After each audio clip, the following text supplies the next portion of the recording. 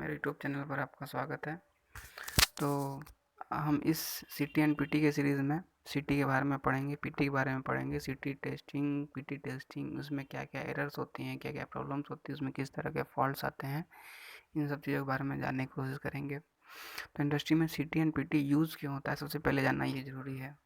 तो सीटी का फुल फॉर्म होता है, जबकि करंट ट्रांसफार्मर, और पीटी का फुल फॉर्म होता है पोटेंशियल ट्रांसफार्मर।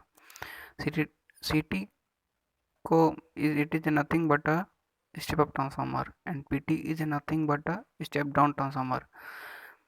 इंडस्ट्री में बल्क मात्रा में, बल्क क्वांटिटी में वोल्टेज एंड बल्क क्वांटिटी में करंट फ्लो होता है, जिसको हम मेजर नहीं कर सकते हैं, या फिर उस तरह का इंस्ट्रूमेंट बनाने के लिए वो इकोनॉमिकल भी नहीं होगा। जैसे कि 1000 करंट एम्पियर करंट फ्लो हो रही है, या 11 केवी, 33 केवी, 40।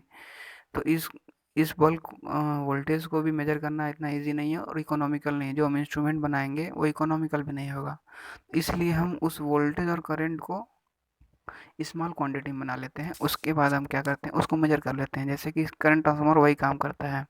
1000 एम्पियर आपका करंट है, तो उसको क्या 1 एम्पियर में, 5 एम्पियर में चेंज कर लेता है, और उस 1 एम्पियर 5 एम्पियर को हम एमीटर से मेजर कर लेते हैं, जो कि बहुत ईजी है।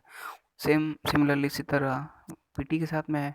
पीटी में भी हम 11 केवी, 33 केवी को 400 केवी, सॉरी 400 वोल्ट, 230 वोल्ट में कन्वर्ट कर लेते हैं, और फिर हम उसको वोल्ट मीटर की हेल्प से मेजर कर लेते हैं। तो सी टी पी टी का एप्लीकेशन क्या है, कैसे इसका यूज़ क्या है इंडस्ट्री में, ये तो आपको समझ में आ गया होगा।